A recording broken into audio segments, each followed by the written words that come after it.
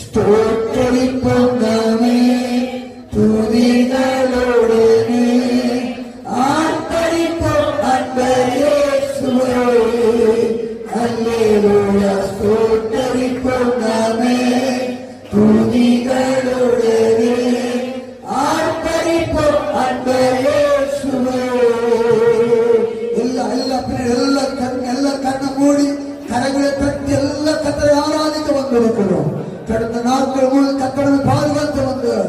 கடந்த நாட்கள் மூலம் கத்தர் ஆபத்து நம்மை தூக்கெடுத்தார், வியாதி நம்மை தூக்கெடுத்தார். எத்தனை போராட்டங்கள் மனிதனுடைய விழுங்க பார்க்கிறான். கத்தரோ அவனுக்கு துணையாயிருந்தார். மனிதனுடைய உறவுகள்